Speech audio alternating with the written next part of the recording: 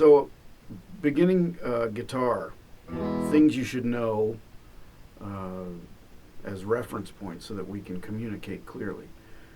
Guitar neck, this white piece is called the nut, and that's an important reference point that we'll refer to.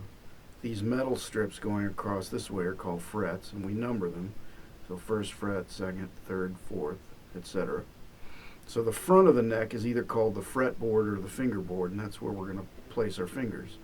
The left fingers are numbered 1, 2, 3, and 4.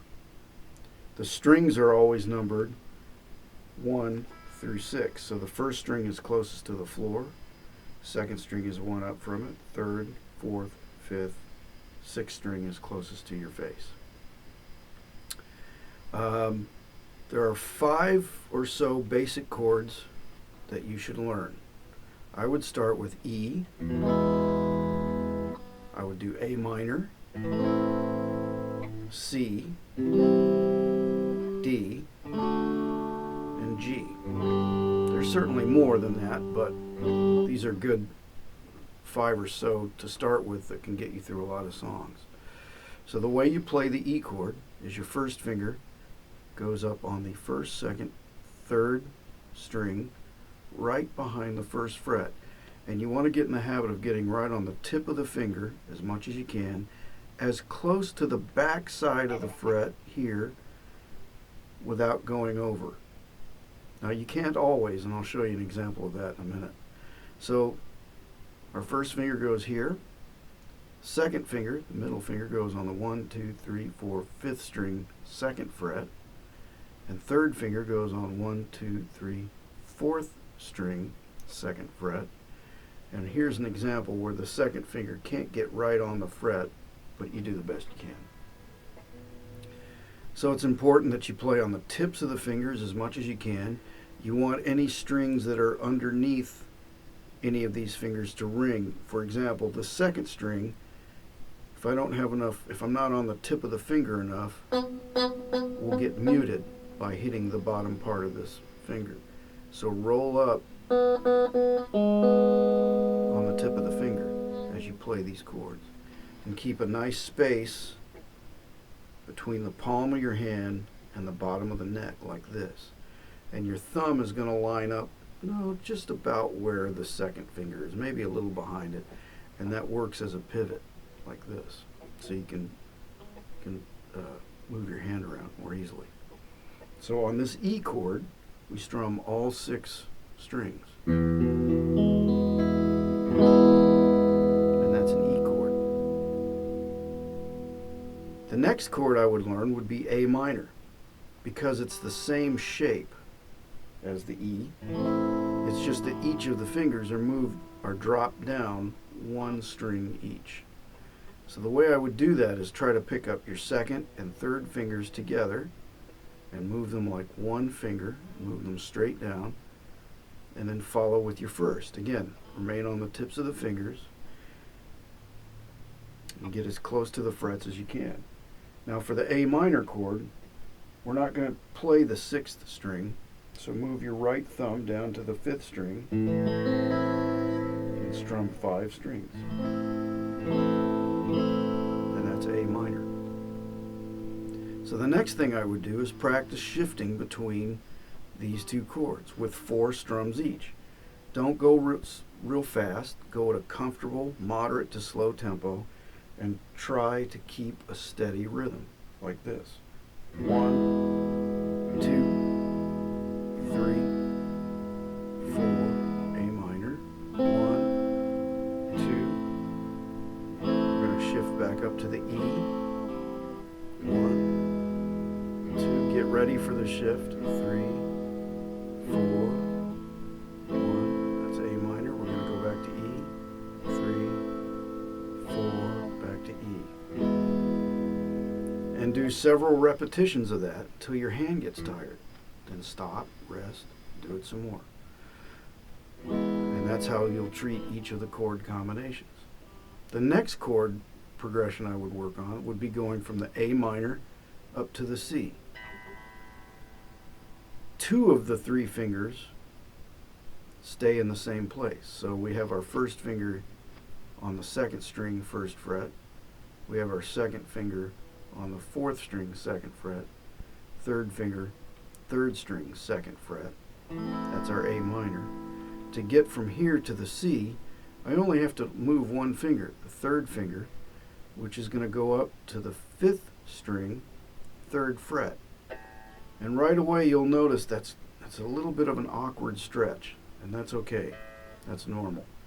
So you might just practice lifting this finger up and trying to move it back and forth between where it'll be for each chord. The next thing you want to think of is that we spoke a minute ago about pivoting. You can pivot your hand this way and bring the finger towards the fret. And if you'll notice, what we're trying to do is open our hand like this, which is not normally how we treat our hand. So if you imagine you have like a softball in your hand or something, and the way that the fingers open up like this, that position, that hand position, serves really well to learn how to play guitar. So here's A minor, 4 strums, 2, 3. Now we're going to go up to the C, 1, 2, 3, 4, etc. And when we're going from the A minor to the C, watch this middle finger. It'll slide forward, getting closer to that fret, and then back when we return to the A minor. The next combination I would do would be C and D. Initially it looks like they don't have anything in common, but if you notice your second and third fingers, they remain in this position. So for the C chord, they are on the fifth and fourth strings respectively, and for the D chord they're going to drop straight down to the second and first strings. But these two fingers keep the same shape. So another little exercise you can do is just practice starting here and maybe moving up, continuing, and then coming back down. And then you can do different variations of that. So you could start here and go up a set, back, and then up 2 strings, then back, and then up 3. Whatever combinations you want to kind of get comfortable keeping these fingers in this position and moving them as if they're fixed. And it's going to feel awkward because normally this finger is longer than this one and it wants to be on top. So if you find that your fingers are changing positions where the second finger is on top and this one's below it, that's just because of the anatomy of your hand. Just be aware of it and then fix it. And pretty soon it'll become natural, or feel more natural. So if this is C, what I would suggest you do to get to the D is take these 2 fingers again, second and third, leave them in this position relative to one another, drop it straight down, and then from here, move this finger up to the third string, second fret. Now for the D chord, you're only going to strum 4 strings. And for the C chord, you move these back, you strum 5. So I would do 5 of these, or excuse me, 4 of these, 3, 4, just like we did the other ones. The last combination would be from D to G. This is the one most commonly people complain about, but it'll be okay. So from D to G, you can notice a couple of things. First thing is that this third finger, which is on the second string, third fret, remains there for both chords. Here's the D, and there's the G.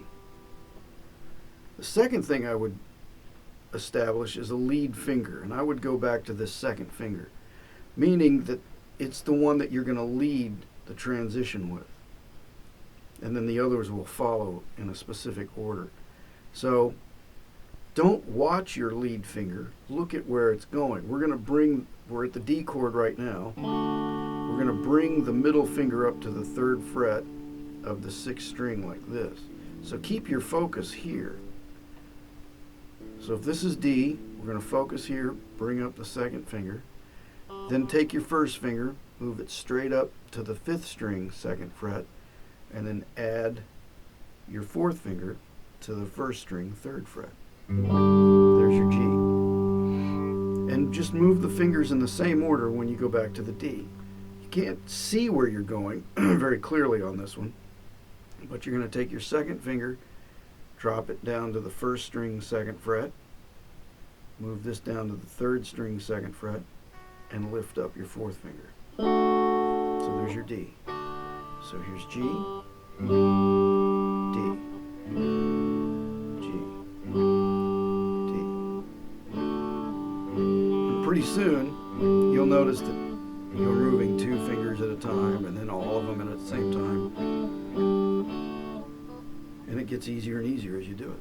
It's just repetition and focus. So 4 strums of each. D, 3, 4 to G. 2, 3, just like you did with the others.